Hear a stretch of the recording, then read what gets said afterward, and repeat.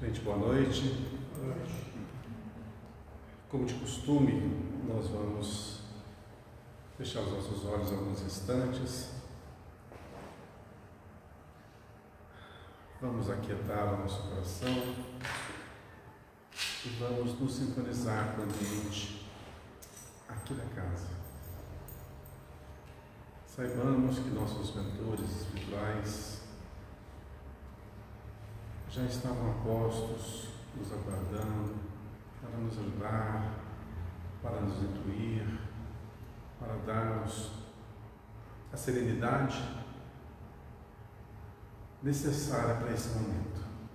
Então, com muita tranquilidade, nós vamos deixando os problemas lá fora e vamos interagindo com o ambiente que nos fora preparado. Que Deus, nosso Pai, nos ilumine, nos ampare, nos fortaleça, nos guie. Que essa mesma luz aqui presente, que essa mesma paz possa alcançar aos nossos irmãos que porventura nesta noite não puderam comparecer. Que onde estiverem, recebam toda essa emanação de alegria, de paz e de amor. Que Deus nos inspire, nos abençoe mais uma vez. Que assim seja. Muito bem, gente. Hoje nós vamos dar continuidade, então, ao livro Caminho, Verdade e Vida, de Emmanuel. Estamos no capítulo 143 e vamos pegar um trechinho de Marcos, que está no capítulo 5, versículo 9, que chama-se Legião do Mal. Bom, como de costume, nós vamos falar um pouquinho sobre o título, né? E depois nós vamos adentrar o conteúdo do texto. Legião. Legião seria o que? Um agrupamento enorme de indivíduos, né? E do mal, como que a gente pode entender o que seja mal? O que a gente pode entender? Mal seria o que? Por definição. Não é bom. É o mais óbvio, né? Não é bom. Mas no meio espírita costuma-se falar os irmãos equivocados, não fala isso? Ou também não é? Porque eles Pode são ser. equivocados. É uma maneira assim gentil de falar. Não tão evoluídos. Mal seria Com moral mais. quem que já assistiu a Anete Guimarães falando o que é a definição de mal? Ai, eu acho.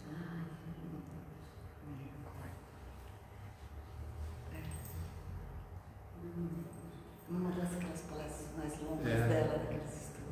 Eu estou tentando para lembrar aqui, porque a gente tem o costume de falar uma frasezinha e ela corrige essa frase. Estou tentando ir na correção direto para não cometer esse equívoco de ter que me retificar.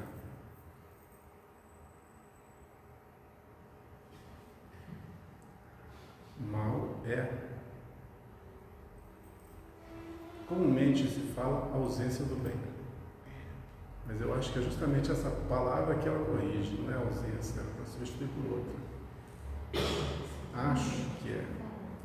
Então a cabeça não está funcionando direito hoje, é já que a gente lembra. Vamos, por enquanto, à ausência do bem. Por quê? Na realidade, o mal não existe. O que existe não é ausência, não, é desconhecimento. A palavra não é essa. Desconhecimento é alguma coisa similar, né? Sinônimo disso aí. Quando as pessoas desconhecem, não sabem o que é o bem. Bom, se você não tem um parâmetro, você não vai conseguir pesar. Então, se você não sabe, você vai fazer o que a sua vontade diz. Faz o seguinte, quer ver? Vamos pegar aqui um animal selvagem, um leãozinho, pequenininho, né? E tenta incutir nele que, ó, não pode comer carne, não pode matar os outros. Vai dar certo? Ele tem o quê? Um instinto já, né? Bem arraigado ali. A gente sabe que com a evolução, o que acontece? Os instintos, eles vão se transformando. Instintos se transformam, se modificam. Isso leva milhares, até milhões de anos. Mas o instinto é algo que nós trazemos para o reino hominal. Então nós temos instintos também. À medida que nós vamos evoluindo, que nós vamos modificando, à medida que nós vamos deixando o nosso primitivismo, o que acontece? Esse instinto vai se apagando. Aliás, ele vai se transformar naquilo que hoje nós subentendemos que seja orgulho. De um instinto de sobrevivência ao orgulho tem uma diferença muito grande? Tem uma diferença muito grande. Mas com a similaridade. Muito bem. O que o orgulho denota? Eu vejo única e exclusivamente a mim. A pessoa orgulhosa, ela mira simplesmente em si, não é assim? Orgulhosa, egoísta. O resto está em segundo plano. Pensa uma fera selvagem. Põe ali à frente dela uma presa. Ela vai ver o que está em volta? Vai ver somente a presa. Para quê? Para que ela se alimente. Né? Então, qual que é a exclusividade aqui? Ela. No orgulho, no reino nominal, qual que é a predominância? O indivíduo. Então, lógico, tem uma distância quilométrica muito, muito grande de um reino ao outro. Isso é fato. Porém, já que estamos aqui falando do reino nominal, a gente sabe que, à medida que se adentra esse reino, vai se burilando esse orgulho, né, esse egocentrismo, esse egoísmo, e vai lapidando o ser espiritual. O ser espiritual é dotado de sentimentos nobres. Preciso falar quais são. Então, à medida que vai se evoluindo, vai se desenvolvendo os sentimentos nobres e vai se modificando, vai se apagando aqueles sentimentos primitivos. Então, já que o mal, ele é simplesmente aquela luz que não se acendeu, ou desconhecimento do bem, à medida que se toma conhecimento, o que acontece com o mal? Ele desaparece. Então, o indivíduo é mau por natureza? Não. Por definição, ele não é mau por natureza. Ele apenas está no processo de lapidação inerente a todo ser vivo. Então, vai se desencadeando isso com milhares e milhares de reações. Demora. Mas é assim que se processa. De uma forma totalmente natural. Tanto é que o processo se desenvolve, a lei serve tanto para mim, quanto para qualquer indivíduo aqui, do outro lado do planeta. Pode ser um indivíduo de uma tribo indígena lá perdido, lá no meio da floresta, quanto aqueles indivíduos que se encontram nos mais avançados centros de pesquisa. Em todos os lugares está se desenvolvendo o ser espiritual. Então, voltando aqui ao tema, legião quer dizer uma grande quantidade do quê? De desconhecedores do bem. E aí, uma vez que você desconhece, a probabilidade de praticar atos equivocados é extensa, muito grande. Então, vamos ao que está escrito em Marcos capítulo 5. E perguntou-lhe: qual é o teu nome? Ao que ele respondeu: Legião é o meu nome, porque somos muitos. Essa é uma fala de Jesus, né? Está lá em Marcos, que se destinou a uma conversa que ele teve com um ser espiritual, né? E que estava dominando, se não me engano, um garoto que se jogava no fogo, tem hora, né? Estava trabalhando. Hoje a gente sabe que são essas pessoas obsediadas por aí afora, né? Muito comum que de vez em quando aparece no centro espírita. Já viram um desse tipo? Vocês já chegaram a ver? Já? É assim, travar contato com uma pessoa que está obsediada assim ao extremo é muito complicado, porque a pessoa está alheia, ela não tem controle. E aí, a gente consegue controle? Não consegue. O que faz com que a gente tenha uma ascendência sobre aquele espírito que está manifestando-se daquela forma tão brutal? A parte moral. Simplesmente o que nos escuda é a parte moral. Se nós temos uma moral elevada, estamos preparados para o que estamos fazendo, com toda certeza, a gente estará respaldado. No entanto, não tendo essa condição, que moral que a gente tem para conversar, né? Para tentar modificar alguém, uma postura, né? Uma colocação. Não tem jeito, muito difícil. E outra coisa, teria que se ter uma retaguarda dentro do plano espiritual, para que isso pudesse ser feito. Porque quem vai tratar mais direto com eles seria quem? Os nossos irmãos espirituais. Então é um complexo trabalho. Não é simplesmente uma pessoa que chega até perto de outra, né? E tenta de uma forma abordar com palavras muitas vezes desprovidas de sentimento, que você vai modificar a postura de alguém. Então, nessa passagem que Jesus aborda esse espírito, ele fala, né? Jesus pergunta: qual é o teu nome? O que ele responde: Legião é o meu nome, porque nós somos muitos. Então é esse texto que nós vamos discorrer na noite de hoje, tá? Vamos pegar um trechinho aqui do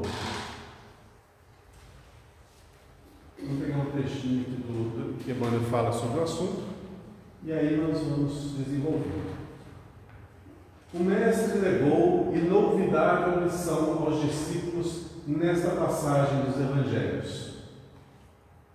Dispensador do bem e da paz, aproxima-se de Jesus do espírito perverso que o recebe em desesperação. O Cristo não se impacienta e indaga carinhosamente de seu nome, respondendo-lhe o interpelado: chamo-me Legião, porque somos muitos. Os aprendizes que o seguiam não souberam interpretar a cena em toda a sua expressão simbólica. E até hoje, pergunta-se pelo conteúdo da ocorrência como justificar a estranheza. É que o Senhor desejava transmitir imortal ensinamento aos companheiros de tarefa redentora. Tá, vou parar por aqui, já que eu continuo.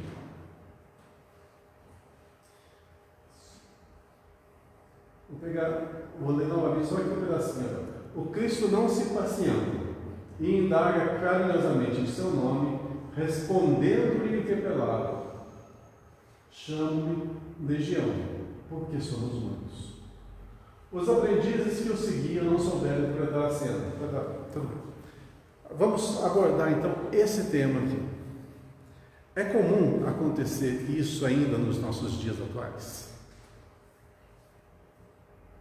Ainda acontece. De 2000 anos atrás para os dias atuais, o que mudou nesse sentido? Nada mudou. Por quê? O que atrai esses espíritos? Primeiramente, vamos vamos separar todas as coisas. Que são espíritos? São a alma daqueles indivíduos que já desencarnaram. Só isso. Apenas isso. Desencarnaram e estão no plano espiritual. É outra dimensão. Tá, esses espíritos, eles possuem, vamos pelo básico, eles possuem visão? Sim. Audição? Sim. Sentem fome?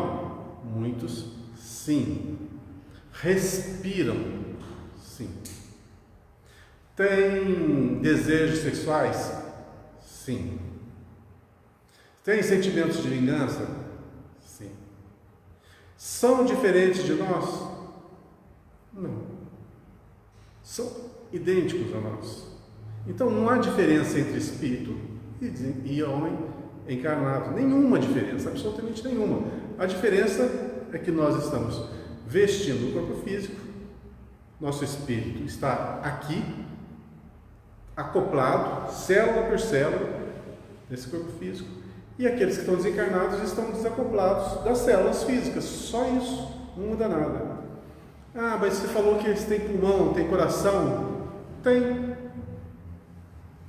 Então o que você subentende? Se eles têm pulmão, eles têm coração, eles têm membros, têm cérebro, o que a gente subentende?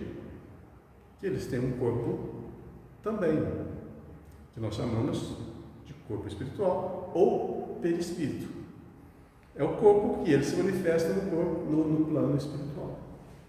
Muito bem. Só que é outra dimensão. São células, são elementos mais sutis que os nossos olhos aqui físicos não conseguem. Mas aprendemos que a matéria tem frequência? Emite uma energia, um magnetismo? Sim. Espíritos têm um corpo também? Tem. Emite um magnetismo? Sim. Podem influenciar aqueles que estão no corpo físico? Podem.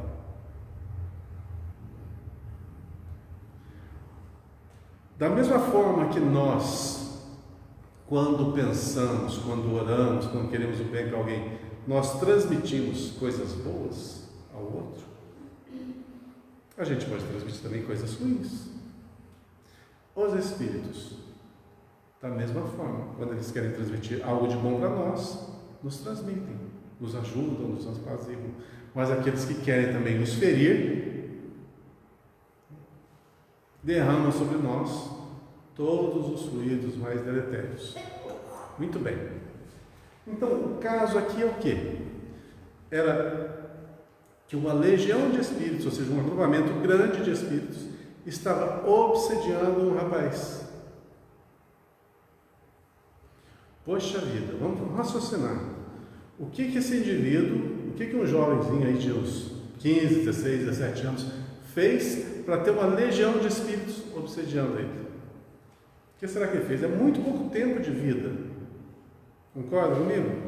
Não dá nem para ter uma maturidade ainda, né? Nem é um indivíduo adulto para praticar algum ato grosseiro para ser assim tão perseguido. Mas esse espírito já é velho, né? Justamente, ele já é velho. Então, o que se deduz? Deduz-se que este indivíduo endividado reencarnou, mas no plano espiritual ficaram seus desafetos. E estes desafetos, eles reencontraram e agora estão movidos por um sentimento de vingança. Né? Então, vejamos o seguinte, vamos repintar o quadro. Faz de conta, vamos recuar aqui no tempo. Nós estamos falando de uma passagem da época de Jesus, né? Vamos retroceder 200 anos antes disso. Faz de conta que 200 anos da vinda do Cristo, tinha lá um senhor de terras que tinha muitos escravos. E ele maltratava muitos desses escravos. Muitos morriam achibatados e por mínimos descuidos eram castigados terrivelmente. E, consequentemente, por seus atos extremamente violentos, todos começaram a nutrir um sentimento de revolta, de ódio por aquele indivíduo. Como todo mundo desencarna, esse senhor desencarnou e esses escravos, esses servos desencarnaram. Se reencontraram talvez no plano espiritual. E ali, o que acontece? Estão todos juntos, novamente. Não há diferença de classe. E aí, consequentemente, vai pegar 20 contra 1, vai ser uma perseguição total. Estou fazendo um caso hipotético, não quer dizer que todos os casos aconteçam dessa forma. Então, esse indivíduo, esse senhor do plano espiritual começa a ser perseguido assim, violentamente, né, por esses seus servos que foram maltratados. Então, por acréscimo da misericórdia do alto, é dado a esse indivíduo reencarnar e ele volta para o plano físico. Começa uma nova roupagem, uma nova história. E esses servos, esses prejudicados, ficam no plano espiritual, procurando para desenvolver a sua vingança. Né? Passa esse tempo, esse jovem vai crescendo, chega à idade da adolescência, e esses espíritos localizam-no na matéria.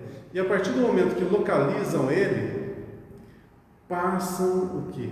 Passam a obsediá-lo. Então é um grupo grande de espíritos fazendo o quê? Uma obsessão em um indivíduo. Aí vamos à pergunta clássica. Quem é o culpado da história? Quem que é o mal da história? É aquele jovem que aparentemente ele era inocente, é inocente? Ou são aqueles espíritos que foram violentados, que foram massacrados, mutilados e mortos? Quem que é o culpado? Bom, não fazendo um julgamento, né? Não tratando quem é o culpado da história, nós vamos subentender o quê? Que essa legião nada mais é do que um agrupamento de espíritos que se reuniu para um determinado fim. É isso. Só que eles estavam imbuídos do quê? De um sentimento de vingança.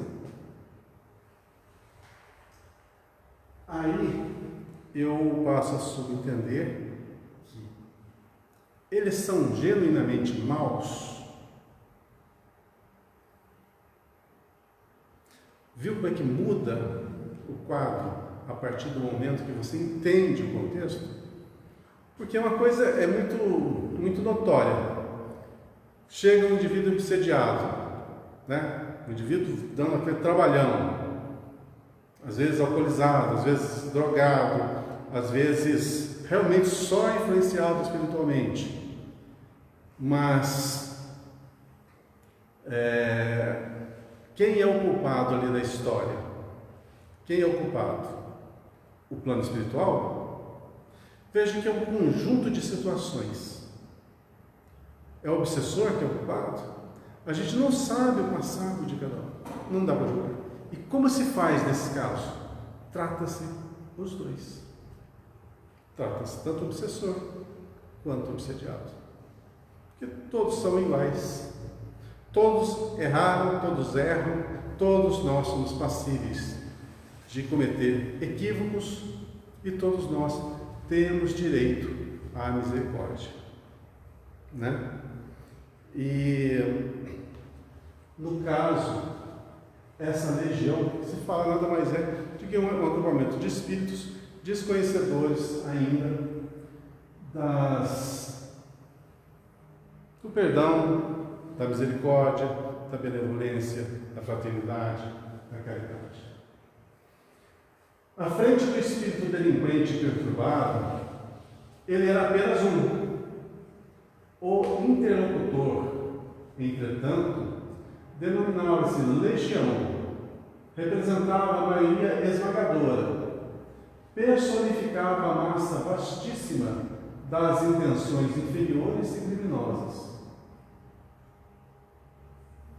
Revelava o mestre que, por determinado tempo, o bem estaria em proporção diminuta comparado ao mal em aludes arrasadores. Se te encontras, pois, a serviço do Cristo na terra, não te esqueças de perseverar no bem, dentro de todas as horas da vida, convicto de que o mal se faz sentir em derredor, à maneira de legião ameaçadora, exigindo funda serenidade e grande confiança no Cristo, com trabalho e vigilância, até a vitória final.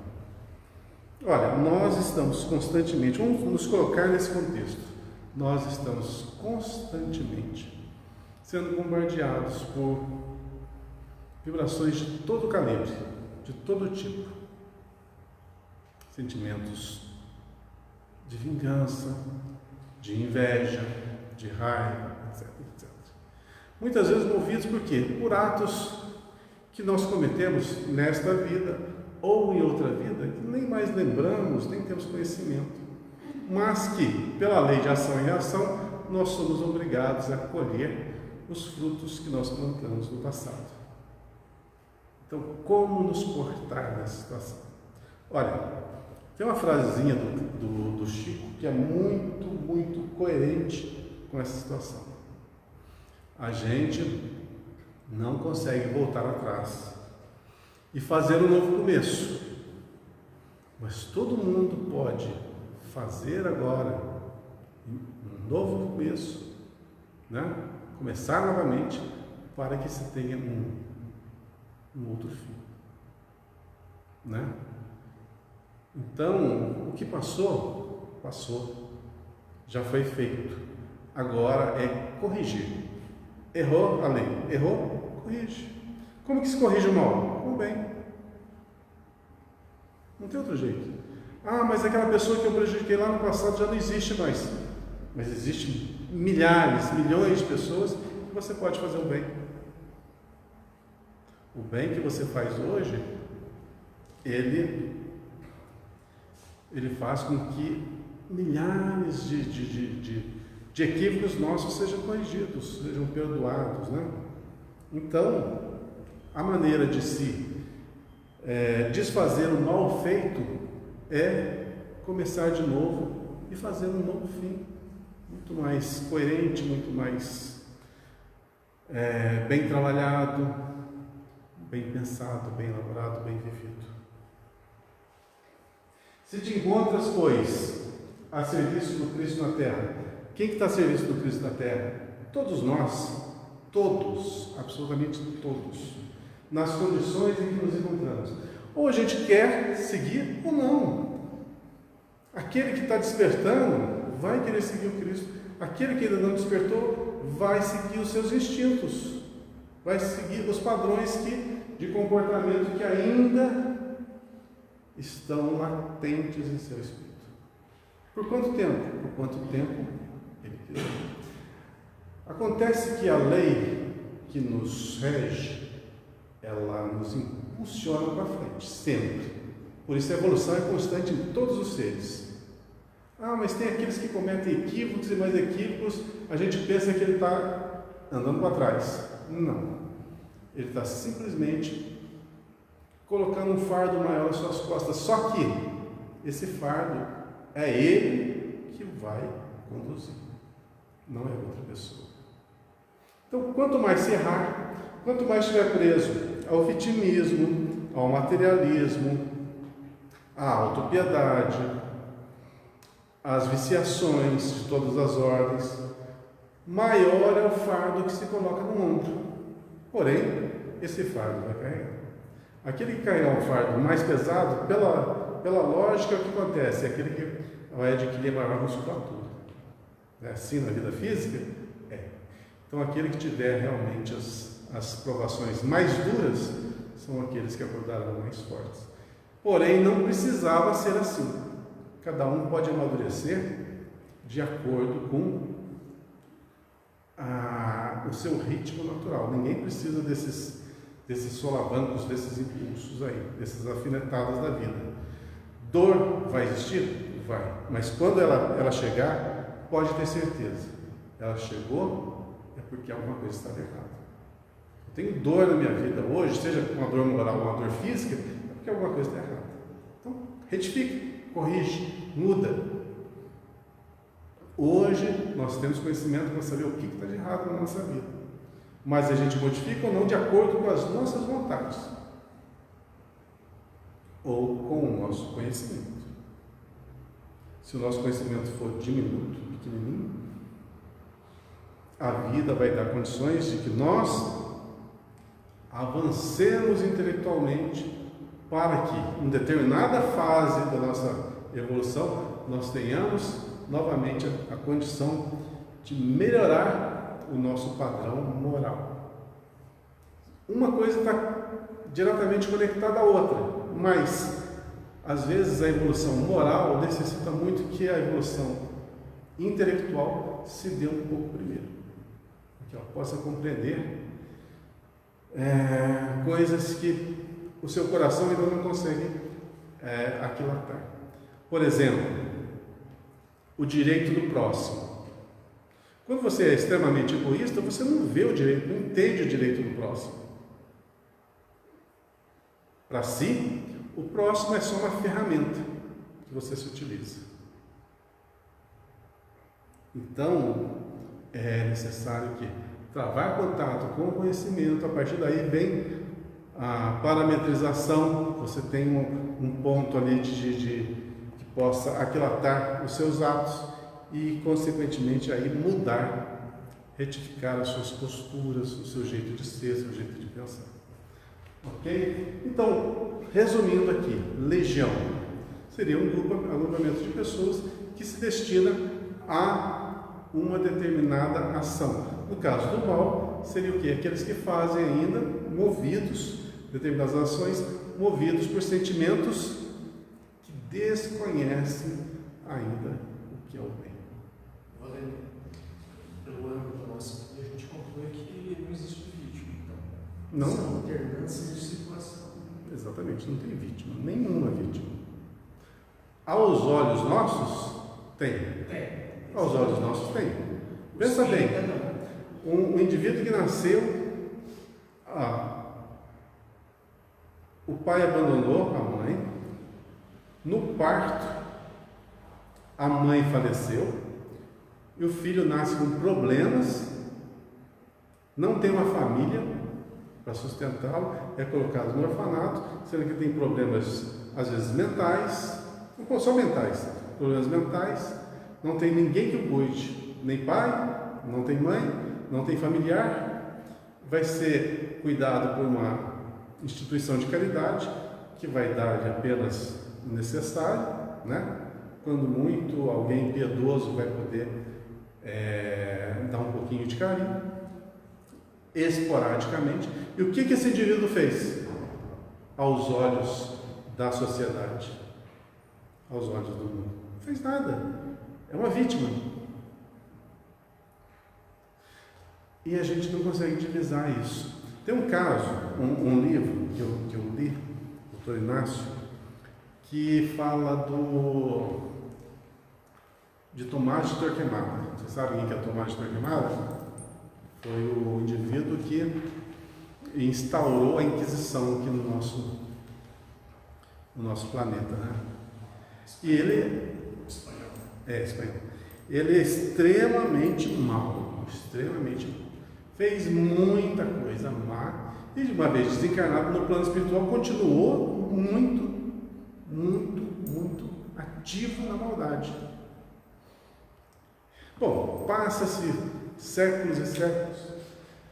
Consequentemente, você faz um mal aqui, você vai criar um grupo enorme de pessoas que vão querer se vingar, né? E então, ele tinha uma legião de espíritos vingadores que o perseguiam na esfera espiritual, no plano espiritual. E Tanto apanhou do lado de lá, que a misericórdia divina fez o quê? Fez ele reencarnar.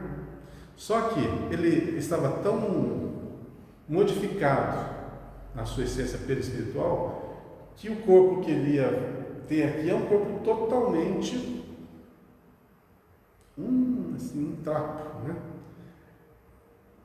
Então ele nasceu em condições assim de excepcionais. Eu não sei o nome certinho para vocês, condições excepcionais. Era uma criança excepcional. Renasceu lá no interior do Mato Grosso, perto da selva. O lugar mais distante possível para que ninguém do plano espiritual o encontrasse. Se encontrasse ele, iam fazer ele desencarnar para continuar o processo obsessivo. Quem que é o mal da história? Quem que é o indivíduo ruim? E os outros não são maus, aqueles que estão castigando? São vítimas, mas são maus também, eles não perdoaram. São iguais. Tá, esse é muito mais individual, tudo bem. O que aconteceu? Ele renasceu lá nessa cidadezinha e, bom, não lembro o contexto da história. Chega a um determinado idade da criança, a criança não anda, só fica no berço, né? E ela é totalmente excepcional. E acho que até, eu não sei se o pai morre ou o pai abandona. Ficou só a mãe cuidando, acho. Ou coisa assim, o pai saiu e não me lembro bem da história. Só que, como eram poucos, eles tinham que trabalhar, tinham que ir na floresta para conseguir alimentação, para a sua subsistência. Em determinada fase da vida, esses espíritos reconhecem Tomás de Torquemada no corpo daquele menino e fazem de tudo para que ele desencarnasse. Então ficou aquela briga entre o plano espiritual para que ele ficasse o maior tempo possível reencarnado e os outros querendo que ele desencarnasse. Até que chega um ponto que a mãe teve que ir à floresta, não sei se pegar lenha, não sei se pegar alguma alimentação, e a criança ficou sozinha dentro de casa. Como que os espíritos agiram nesse inteirinho? Existia naquelas imediações uma sucuri. Eles conseguiram influenciar aquele animal para que ele se dirigisse para casa. E conseguiu adentrar a casa, viu a criança, o desfecho vocês já podem entender como foi. Então, veja bem, uma criança nasceu numa condição excepcional lá no fim do mundo e ainda foi devorado por uma cobra. Não é muita desgraça com um ser só? Mas quem estudou um pouquinho de história, leu quem foi Tomás de Torquemada, aquilo ali é apenas o início, né, do pagamento dos débitos que ele detinha. E sem falar que com toda essa coisa drástica, digamos assim, isso é lei, né? Isso é lei, é a lei de causa e efeito, não é Deus que está punindo, não é a lei, isso está mesmo nele ali, com aquele corpo todo, sabe-se lá a frequência com esses espíritos que conseguiram deixar, isso é da lei, não é? Isso é da lei. Por mais triste que seja, mas é lei. Pois é. Mas uma hora isso tem fim. Tem. Uma hora tem fim. Porque aqueles que estão no sentimento de vingança, uma hora vão se cansar. Porque a vingança, na realidade, é um sentimento que ela não alimenta ninguém. Ele apenas deixa a pessoa mais triste. Né? Então, vai chegar uma hora que a pessoa vai ficar cansada, né? Cansada de tanto promover aquelas ações que uma hora fala, não, eu quero ser feliz. Porque fazer o mal traz infelicidade. Isso é fato. Né? Você vai conviver com desarmonia o tempo todo. E nós não fomos criados com esse mistério. Né? Nós fomos criados para sermos felizes, não para sermos infelizes. Então, mas tudo isso tem um fim. Mas até que tenha, cada um vai pagar ceitil por ceitil tudo aquilo que fez de errado. Ah, mas tem jeito de abreviar isso? Pensa bem, olha o que Tomás de Torquemada fez. Desenvolveu um processo mundial de perseguição, onde as pessoas iam para a tortura, iam para a masmorra, iam para as fogueiras, iam para os enforcamentos, e não era uma, não era duas, eram multidões desencadeadas por um homem. Pensa o karma que tem. E como que você faz para desfazer esse mal feito? Desfaz o mal fazendo bem. Mas o mal foi muito grande. Pois é. Então, o endividamento dele é coletivo. Então, posteriormente, quando reharmonizado, quando sabido das leis que nos regem, das leis de amor, das leis de caridade, o que ele vai fazer? Vai trabalhar constantemente pela grande massa, para fazer todo o bem que ele não fez lá no passado, para desfazer todo o mal que ele fez. Grandes feitos no mal, grandes feitos no bem. Então ele vai ter uma grande missão futura, vai ter condições de ressarcir. Todos nós temos. Por isso, quanto maior mais nós nos endividamos, mais vamos ter que suar para regularizar isso aí. E assim, nem todo mundo que é obsidiado chega ao ponto do que acontece aí nessa história, né? Do menino com sintomas físicos, e parece um louco para quem é ignorante, né? Uhum. O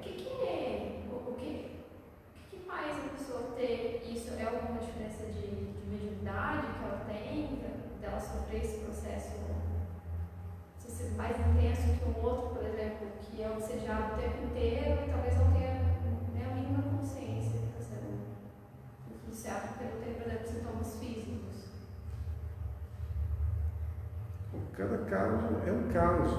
Lembrando que nós estamos falando de pessoas. Quando a gente fala de obsessão, é pessoas. São pessoas encarnadas, muitas vezes, e com pessoas desencarnadas, que é o mais comum. Mas existe o processo obsessivo de desencarnado para desencarnado, de encarnado para encarnado, e vice-versa. Todas as... Bom, como são pessoas, cada um vai ter a sua identidade. Esse indivíduo tem uma identidade que vai mover contra esse, né, o que lhe aprouver. E esse aqui vai ter o seu merecimento, os seus escudos naturais, de acordo com seus atos também. Então, cada um tem o seu histórico. Tanto quem está sendo obsediado, quanto o obsessor tem seu histórico, tem sua força, tem seu jeito de ser. Então, em cada caso, tem sua particularidade. Então, não dá para dimensionar, né, se A ou B vai sofrer isso ou aquilo. Não, são processos naturais. É a mesma coisa, vamos supor, você é a obsediada. Vamos pegar aqui a Larissa e o André, são os obsessores. Ela vai atuar de uma forma, o André vai atuar de outra forma. Né? Cada um vai atuar conforme o seu histórico. Então, se ela estiver te obsediando, vai exercer sobre você todas as suas forças, todas as suas ações. Se for o André, mesma coisa. Cada um com sua característica. Agora, pensa aquele indivíduo que fez muito mal. Por exemplo, você fez para os dois. E os dois estão atuando em cima de você. Vai ser um processo maior ainda. Vamos supor que eu entre na história. Os dois mais eu. Vai acentuando. Junta todo mundo aqui. Acentua-se mais ainda. Ah, mas nesse inteirinho, você cometeu muitas boas ações, ajudou muita gente. Tem muita gente que é dedicada extremamente ao bem que você fez. Essas pessoas vão servir de escudo. Elas vão tentar trabalhar em nós, para que nós demovamos o nosso ideal de tentar te obsediar. Cada caso é um caso, cada ação tem um peso enorme, né? E casos complicadíssimos são aqueles que acumularam um maior número de desacertos, mas são corrigíveis? todos são corrigíveis. Muita paciência, muita paciência mesmo. Mas todos são corrigíveis. Certo? Vamos para o próximo? Já falamos de legião do mal, vamos suavizar agora o nosso 54. Isso. Que temos como Cristo. Tá? Em Marcos capítulo 1, versículo 24. O que nós temos com Cristo? O título é esse. O que nós temos a ver com Ele?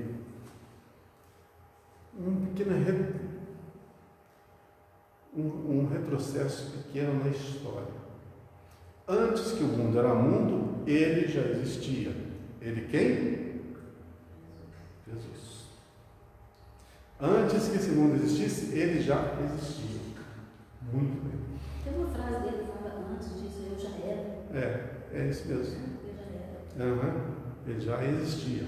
Presidiu a formação desse planeta. Então ele é bem velhinho, né? Bem velhinho. Conhece a todos nós. Dá para dimensionar isso? Conhece a todos nós.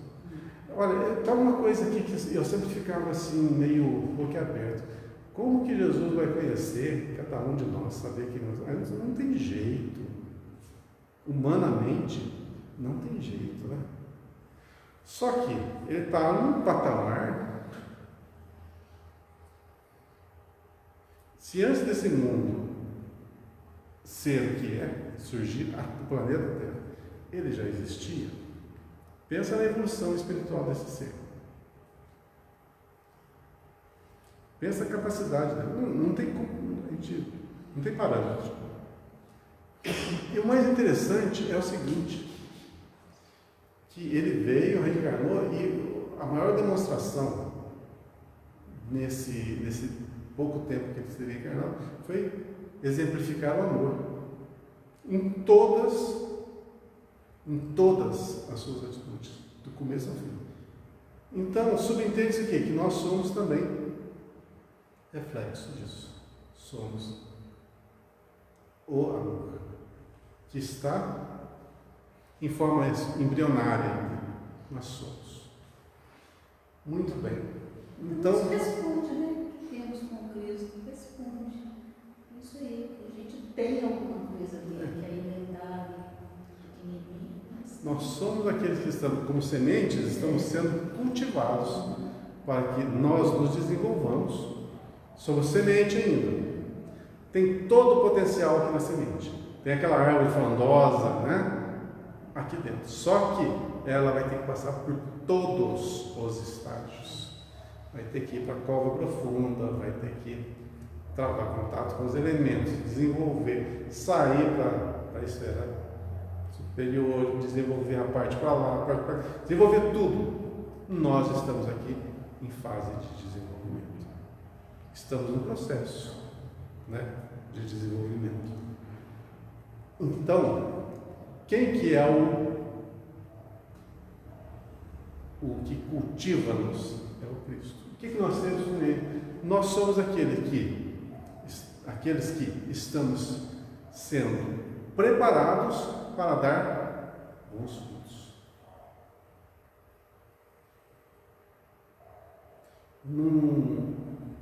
A natureza, muitas vezes, da primitiva, reflete muito bem a natureza superior. Pensa numa árvore, todo o ciclo dela. O que culmina? Qual que é a parte culminante de uma árvore? Flores, frutos, sombra.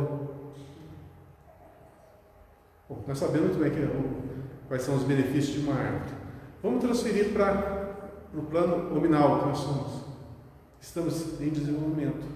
Vamos dar sombra, tá? Metaforicamente falamos. É o local onde as pessoas vão se guardar, vão descansar, vão se fortalecer. Então essa sombra quer dizer o quê? Aquele ambiente que vai ser acolhedor ao próximo, que vai se beneficiar dessa sombra. As flores que vão dar aquele aroma, né? Aquela beleza. Para quê? Para os olhos, para os sentidos alheios. Os frutos que vão alimentar, que vão dar força para que cada um continue a sua jornada. Não é diferente do plano nominal. É nesse inteirinho que nós vamos. Estamos hoje sendo o quê? Cultivados, regados, preparados, através do quê? Dos ensinamentos morais, dos intelectuais, das experiências múltiplas que a vida nos fornece. Estamos nos preparando para quê? Para que cresçamos. A partir do momento que vamos crescer espiritualmente, vamos dar a sombra, entre aspas, ou seja, as pessoas vão se beneficiar daquilo que nós podemos fazer por elas. Nós vamos embelezar esse mundo, essa vida, para que outros possam sentir e desfrutar dessa beleza e muitos se alimentarem do que? Dos nossos ensinamentos, daquilo que podemos passar, das nossas experiências, dos nossos conselhos, do nosso ombro amigo. É o que brilha a sua luz. Né? Exato. Então, o processo é similar. Quem que é o agricultor do negócio? É o Cristo. É aquele que é o responsável por toda essa plantação chamada planeta Terra. E de sobra, parece que tem mais outros planetinhos aí que tomam conta. Né? Sabiam disso? Além do planeta Terra, ainda pegou ainda de bico, né? Mais um planetinho aí para tomar conta. É muita coisa. Para nós, só para decorar o nome de cada um. Decorar o nome é modo de dizer, né? Porque o meu nome hoje é nessa encarnação e na outra. Cada um tem coisas que nós não temos nem noção da grandeza. Tem a menor noção da grandeza. Sabe a comparação que eu fiz? Assim, nem comparação, mas assim, é como uma professora na sala de aula, que ela decora, conhece seus aluninhos e assim eles passam, mas depois ela vê eles. Você era fulano que fazia isso. Eu comecei a pensar, fazendo isso, acho que a gente é meio ele, né? Nós somos todos os alunos que ele está acompanhando a evolução. Tem os repetentes, tem os que já passaram de ano, né? E Rodrigo, então a gente pode dizer também, a gente não é, a gente está. Nós estamos assim, Marcos, eu estou Marcos, eu não sou Marcos, eu estou essa encarnação. Por exemplo, como o indivíduo, o espírito pode renascer tanto no corpo feminino como no corpo masculino, né? Então, hoje, nós estamos nesse gênero, nessa condição. Anteriormente, sabe-se lá quanta sainha nós já usamos, né? Isso não é bom de pensar, não. Para quem né? Não é bom de pensar. Mas é fato. Tá? É fato. Nós estamos nessa condição. Mas o que nós somos? Nós somos a nossa condição moral. Nós somos o nosso conhecimento. Né? Nós somos a soma de todas as experiências. Que resultam nesse indivíduo. Né? Que hoje aparenta-se assim. Mas que na realidade, quem sabe como que é a forma do espírito? Ninguém. Pelo menos que está encarnado aqui. Quando acontece um desencarne, a pessoa, o espírito, pode escolher assumir uma forma passada? Pode. Já disse um lugar, Pode. Às vezes isso acontece naturalmente, sem ele plasmar, né? Porque é uma questão de aquela encarnação, aquela roupagem que mais ele se adapta. Então, por exemplo, no teu caso, está na condição feminina, desencarnada, você tem uma outra preferência de aparência física, você vai assumir aquela preferência. Seja feminina ou masculina, você vai assumir aquela roupagem. Tem pode falar. Um exemplo disso que ela falou, o Emmanuel. Ele se apresentar para o Chico como um senador romano. E ele foi o padre Manuel da Nova, um dos fundadores de São Paulo. Foi a que mais, por causa do encontro dele com Jesus. Tem um caso, um exemplo que eu ia citar, do livro do Victor Hugo, do Calvário Infinito, que o protagonista do livro ali, dos sofredores daquele livro, quando ele paga a sua última cota, né, a última guia do carnê dele de ressarcimento dos débitos, aí ele está quite com a lei, ele volta à forma antiga dele, que ele tinha uma reencarnação séculos antes do Cristo. E ele voltou, a sua mente voltou àquela condição física, que era de uma extrema beleza. Ele era feio que dói, né? Feio que dói mesmo. Mas depois que ele quitou todos os seus débitos, ele reconstituiu a sua roupagem espiritual plasmada por ele mesmo. Ou seja, aquilo lá está latente na sua lembrança. Ele simplesmente plasmou, porque o perispírito ele é matéria, mas é uma matéria sutil, ela é totalmente maleável de acordo com o impulso que a mente dá. Por isso que muitos espíritos conseguem adotar a forma animalesca. Por quê? É só plasmar, o perispírito ele plasma, mas não quer dizer que o indivíduo voltou à condição animalesca, ele continua sendo espírito. Ele não retrograda, mas a roupagem pode ser totalmente maleável, tá? De acordo com as suas vontades. Em muitos casos, muitos não sabem ainda como lidar com isso. Se vocês pegarem, por exemplo, o livro Violetas na Janela, né? Quando Patrícia estava recém-desencarnada no plano espiritual, ela aprendeu o quê? A pentear, né? Tá lá, a pentear, usando apenas a força da mente. Ela pensava no cabelo assim e ele... Mas no quarto que ela estava tinha o quê? Vaso sanitário. Interessante, para que um vaso sanitário no plano espiritual? Porque você tem todas as condições fisiológicas ainda. Não fala que tomava banho, não era o único que tomava banho na casa. Ela fala assim. Essa parte eu não lembro. Ela era o único que tomava banho. Ela tinha o banheiro e era o único que tomava banho. Pois é, ainda está condicionada, né? Está recém-desencarnada, muito condicionada à vida física. Mas isso vai mudando do lado de lá.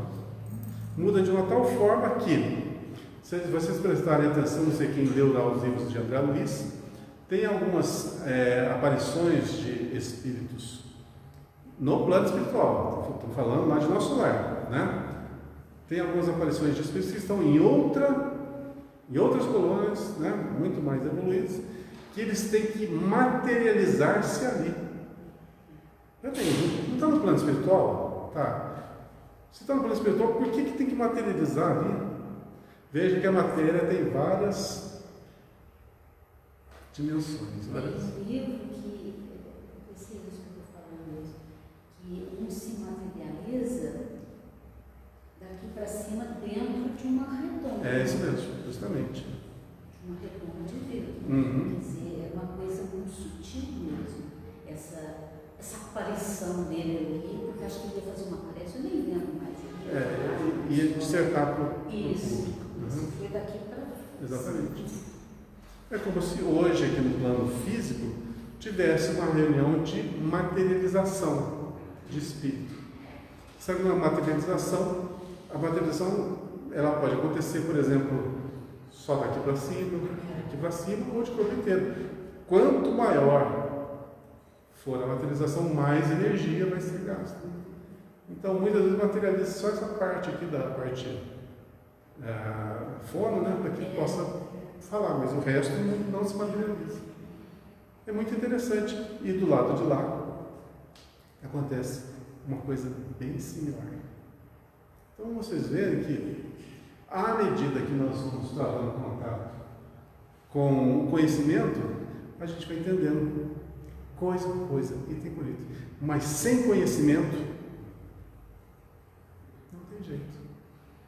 Se você fala determinadas coisas para quem nunca ouviu esses assuntos, vai falar assim, mas esse povo está louco, onde que tirou isso? Pois é. Mas 40 anos de leitura, de aprendizado, deve dar uma determinada bagagem, né? Agora, ninguém aprende. Uma pessoa levou 40 anos para aprender numa dissertação apenas. Não tem lógica. Então, cada um vai se construindo conforme o seu ritmo. Muitos vão só pelo lado moral, vão só pelas orações, pelas preces, pelas boas ações. Outros não vão por esse caminho, vão apenas pela leitura, pelo aprendizado, vão só para a parte histórica e aprende tudo sobre história. Outros tudo sobre filosofia, outros tudo sobre ciência. Mas o X da questão é você reunir no conjunto de tudo isso que forma-se o ser ideal, o homem de bem. Então tem trabalho, tem muito trabalho, muita revelação. Eu já pensei ou não? Não. Se falou sobre o título. Eu falei o título? Já. Não, nem lembro o título. Hoje superei. Que temos com Cristo? Que temos contigo, Jesus Nazareno. Vieste destruir-nos? Bem sei quem és, o Santo de Deus. Está em Marcos, capítulo 1, versículo 24. Agora eu vou dar uma chance do Emmanuel falar um pouquinho, vou ler o texto dele, depois a gente continua. Grande erro supor que o Divino Mestre houvesse terminado o serviço ativo no Calvário. Não é o que acontece hoje em dia? Jesus veio ao mundo para tirar o pecado de todos nós, limpar-nos dos pecados. Não está agora,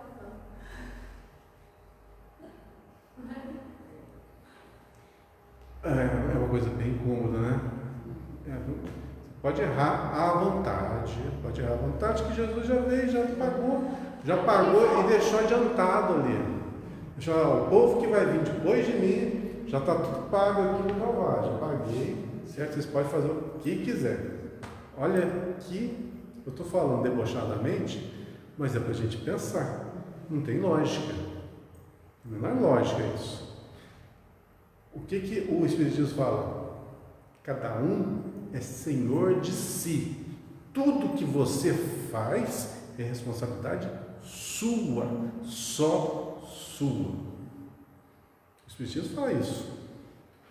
A vida é assim. Então, fez errado, você vai corrigir. Você tirou essa cadeira do lugar, você vai pôr a cadeira no lugar. É por aí.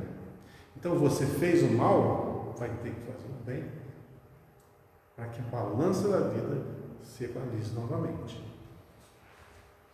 Grande é o supor que o Divino Mestre houvesse terminado o serviço ativo no Calvário. Jesus continua caminhando em todas as direções do mundo. Jesus continua caminhando em todas as direções do mundo, inclusive naqueles países que o desconhecem. Porque todos estão no mesmo barco.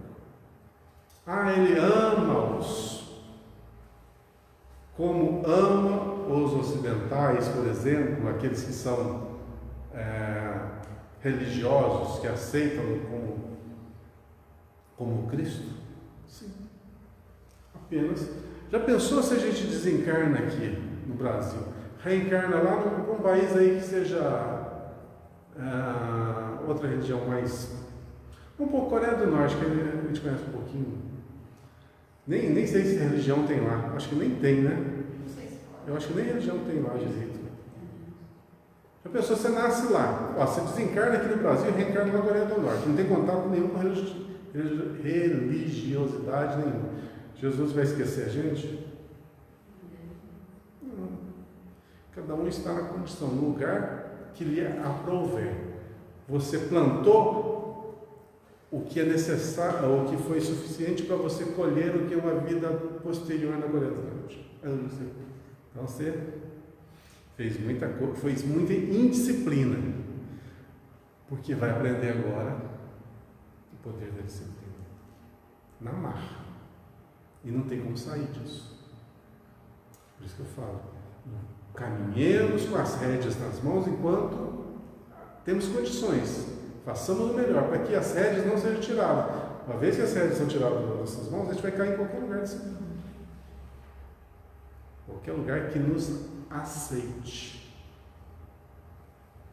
E muitas vezes renascer num lugar desse tipo é uma bênção. Igual o exemplo do Tomás de Torquemada, de ter renascido num corpo totalmente débil, foi uma bênção e não uma punição. Jesus continuou caminhando em todas as direções. Seu evangelho redentor vai triunfando, palmo a palmo, no terreno dos corações. Por que triunfa? Por que Jesus triunfa em todos os seres? Mais dia, menos dia. Pode levar uma encarnação, 2, um século, um milênio, mas todos progridem. Pensa lá no Herodes, que eu sempre falei aí, eu sempre esqueço de dizer quem que ele foi. Pensa no Herodes, que mandou matar as criancinhas lá na época de Jesus. Mandou matar centenas de crianças, de 0 a 2 anos de idade. Posteriormente a vida vai lhe dando novas chances, ele reencarna uma lá como Vicente de Paulo. Olha só que diferença, de Herodes para Vicente de Paulo. Que condição, que salto. Teve o quê? Ele teve chances de corrigir, de retificar. É uma bênção ou não é a vida? Esse que eu falei do exemplo do Calvário Infinito, por coincidência, olha só, estou falando de uma coisa, liga com a outra. Quem que era esse protagonista? Era o escravo de Herodes que passou a fio de espada a todas essas crianças. Ele reencarna 17 séculos em condições terríveis. 17 séculos para retificar o quê? Aquele ato tresloucado praticado lá na época de Herodes. 17 séculos. Múltiplas reencarnações, das mais dolorosas possíveis. Mas até que o momento que ele retifica e volta a ser um ser, né? Uma ascensão a luz. Então, o Evangelho vai triunfando palmo a palmo no reino dos corações de cada um tem seu dossiê, cada um tem sua história. Semelhante circunstância deve ser lembrada porque também os espíritos maléficos tentam repelir o Senhor diariamente. Está aí uma coisa interessante. Os espíritos maléficos tentam repelir o Senhor diariamente. Por quê? Por que existem espíritos que querem lutar contra o Cristo? Tem isso? Tem.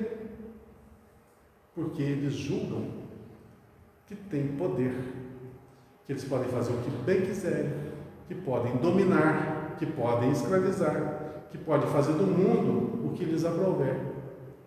Mas não, é-lhes dado uma liberdade relativa, e aqueles que estão sob a sua tutela são espíritos similares.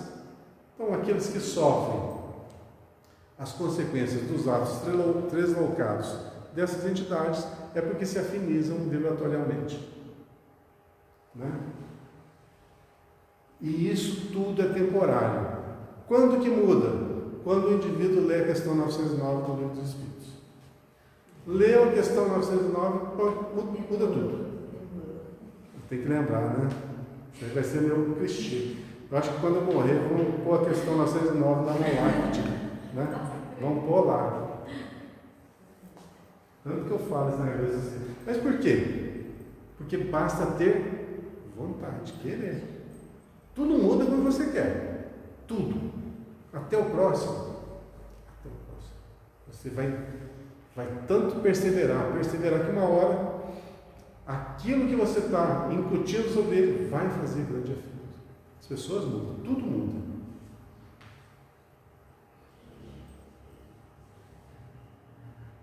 Refere-se o evangelista a entidades perversas que se assenhoreavam do corpo da criatura. Está relatando aquele caso lá do mundo. Essa fala aí é da Legião. É da Legião, né? Refere-se o evangelista a entidades perversas que assenhoreavam do corpo da criatura. Entretanto, essas inteligências infernais prosseguem dominando vastos organismos do mundo. Ainda existe no nosso mundo físico aqui uma legião muito grande de espíritos voltados ao, infelizmente, mas isso desde que o mundo é mundo existia e existe. Mas isso gradativamente vai modificando. É a eterna luta do bem contra o mal, que a gente tanto ouve falar em tanta literatura. É o bem, para que ele persevere, ele tem que lutar contra o mal. E quais são as armas do bem? O amor. Muda-se pelo coração, não pela imposição.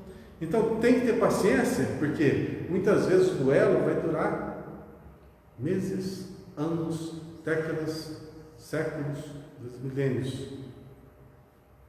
Tem uma passagem que eu sempre falo também para vocês. Foi quando Jesus reencontra, num dos livros de André Luiz Ruiz, quando Jesus reencontra com Cleófas, é isso? Como é que chama aquele álbum? Lá do Sinédrio, é Cleófas, né? Eu estou péssimo para o nome. Bom, é um daqueles indivíduos lá do Sinédrio, eu acho que é esse mesmo.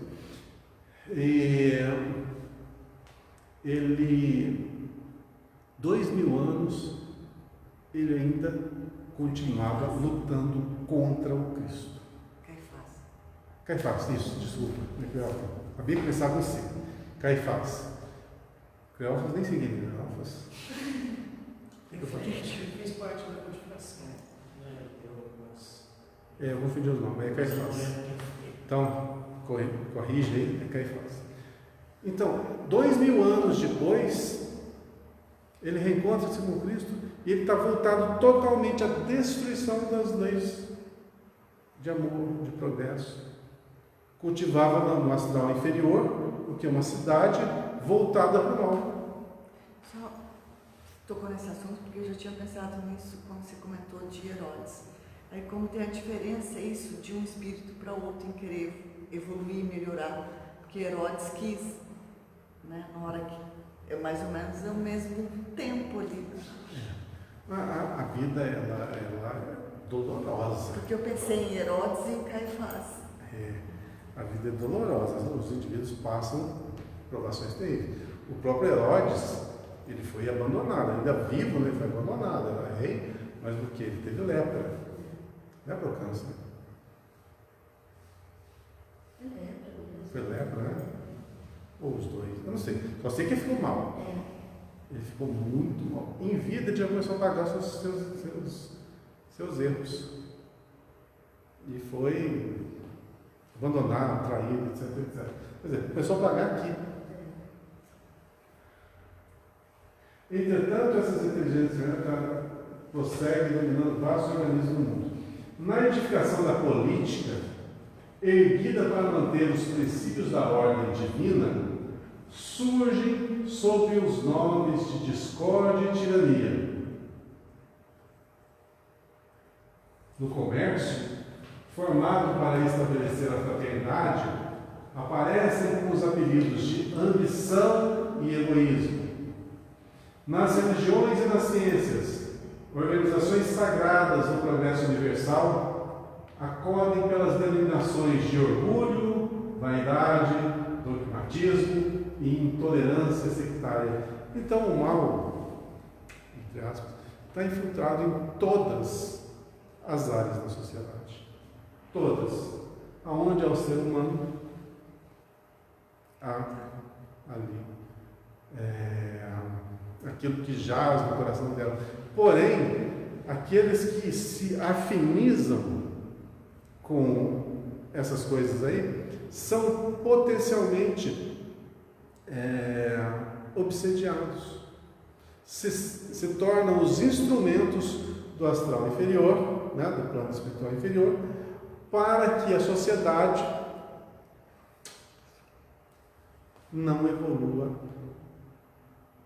moralmente, intelectualmente, porque é muito mais fácil você dominar os indivíduos quando eles são simplesmente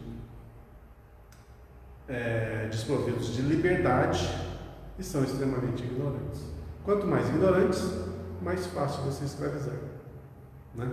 Quanto mais dependentes, mais fácil de ter todos na mão. A partir do momento que os indivíduos têm liberdade e condições para tomarem conta de si próprios, perde-se o elo com essas entidades. Então, o que liga o indivíduo a ser instrumento de ação do astral inferior é justamente o que jaz no seu coração. Olha só, de novo, na edificação da política. A política é uma coisa boa ou ruim? Lógico que é uma coisa boa, se usada convenientemente. Pensa se você pôr na política todos os padrões do Evangelho. Poxa, seria uma maravilha. Tem isso? Tem o quê? Discórdia, tirania, enriquecimento ilícito. Não precisa nem falar porque todo mundo sabe. Não vamos entrar nesse nicho, né? No comércio. O comércio é uma coisa boa ou ruim? Lógico que é muito bom. Você tem condições de adquirir aquilo que você não consegue criar, você consegue fazer, consegue ter. Então, graças ao comércio, a gente pode se beneficiar das construções do desenvolvimento criado por outras pessoas em nosso benefício. Mas, o que acontece? Muitas vezes no comércio é formado para estabelecer a fraternidade, aparece com os apelidos de ambição e egoísmo. Quanto que quer tudo para você e nada para você. É aquilo que eu falo. Quanto mais dinheiro você pôr no seu bolso e deixar parado, é como se fossem os talentos, né? A parábola dos talentos. Deus te deu aquela condição. O que você vai fazer com os seus talentos? Vai enfiar no bolso, vou guardar no banco e ali ninguém pega. Muito bem. A sociedade, porque não vai gerar esse dinheiro na economia, vai fazer com que a pobreza ela seja dilatada. Cada vez que você pega os bens materiais e você acumula, você retira dos outros. Quando você faz circular, você enriquece todo mundo. O que é mais lógico de se fazer? Não acumular. Apenas, se todo mundo tiver o seu talento em colocar na sociedade, todos se beneficiam. Imagine todos pensando igual, todos pensando da mesma forma, todos agindo de uma forma coerente, construtiva. A sociedade se torna outra. Nas religiões e nas ciências, organizações sagradas do progresso universal, religião e ciência, são os dois patamares, né? Elas são a base do desenvolvimento do ser humano, mas muitos se acodem pelas denominações de orgulho, vaidade, dogmatismo e intolerância sectária. Vamos por essa ordem, vai por essa ordem, desvia do caminho. Cada vez que desvia do caminho, o que acontece? A sociedade, ela perde uma grande oportunidade de se desenvolver. Então, se eu faço isso, se eu desvio a finalidade, quem que é o culpado? Tudo que eu faço que possa atrapalhar o desenvolvimento do próximo, seja esse próximo uma pessoa, 10 pessoas, uma centena, um milhar ou milhões, Tudo isso está na minha conta. Desde que seja de um indivíduo até a mim próprio. Aquilo que eu faço de errado para mim mesmo, eu vou ter que ressarcir. Eu sou um devedor de mim mesmo. Por isso que Cristo sempre fala, né? A primeira caridade que nós devemos fazer é para a gente mesmo. A gente se preparar. A gente se amar. Não tem como amar o próximo se você não se amar. Não somente o corpo da criatura humana padece a obsessão de espíritos perversos. Não é só o corpo. Os agrupamentos e instituições dos homens sofrem muito mais. Os agrupamentos e instituições dos homens sofrem muito mais. Por quê? Tudo que está imbuído na construção de um novo ser, da liberdade, né? Liberdade é o contrário de escravidão. Aqueles que querem escravizar vão ser amplamente contrários a tudo que se refere à liberdade. Então, existem perseguições religiosas feitas a núcleos religiosos? Existem. De encarnados para encarnado, de desencarnado para encarnado, existe. De acordo, logicamente, com o que cada um deseja para si. Então, os agrupamentos, os centros espíritas, por exemplo, são bombardeados? E como são? E como são? A gente, às vezes, nem se dá conta, mas como são? As demais igrejas também são? Também são. Como que se equaliza isso? Bom, sempre vai ter em todos os locais aquele indivíduo que faz a diferença, aquele indivíduo que vai pacificar, aquele que vai ter o condão de arrebanhar, de unir, de instruir. Sempre vai ter. E quando Jesus se aproxima através do Evangelho, pessoas e organizações indagam com pressa: o que temos com Cristo? O que temos a ver com a vida espiritual? O que temos com Cristo? Nós somos, como diz, resultado do enorme trabalho que Ele desenvolve em cada um de nós. Nós somos esse resultado. O resultado está meio ruinzinho ainda, mas vai melhorar. Tem jeito de melhorar, tem campo para melhorar. E que temos a ver com a vida espiritual? Nós somos espíritos, nós não somos matéria. Nós estamos na matéria. Então, o que nós estamos desenvolvendo? Nossas potências espirituais. O corpo é um limitador e muitas vezes um escudo. O corpo é aquele que nos dá a condição da gente travar contato com o desenvolvimento. Desprovido do corpo, seria muito difícil a gente obter o que a gente obtém de progresso, tá? Porque ele nos impede, por exemplo, de receber muita influência negativa do plano espiritual, às vezes do plano material também, e passa assim como se fosse nada, e a gente continua a viver. Mas se a gente tivesse só o espírito ali, a gente seria bombardeado por todo tipo de vibrações que prejudicariam o quê? O nosso equilíbrio. Então, o corpo físico é uma bênção? É uma bênção. É temporário? É temporáriozinho. Tem uns probleminhas? Tem uns probleminhas. Mas é normal, né? Pode melhorar? Pode melhorar. Como que ele melhora? À medida que o espírito melhora, o corpo vai junto. Melhora junto. Eu tenho ouvi essa frase algumas vezes já nesses últimos tempos. Isso que temos a ver com a vida espiritual, que tem a ver com a, sabe, em alguns casos a pessoa indaga, que tem a ver com a... É mais fácil falar que nós temos a ver com a vida física, porque isso aqui vai passageiro. Se é passageiro, o que nós temos a ver com isso aqui? Nós temos uma grande tarefa aqui no plano físico, que é nós nos desenvolvermos e ajudarmos no desenvolvimento do próximo. Isso é ponto facultativo, né? É ponto pacífico, obrigado. Às vezes falha aqui. Facultativo é outra coisa. Então, mais uma vez vivido aqui nos parâmetros normais, né? Quem ganha com isso é o nosso espírito, né?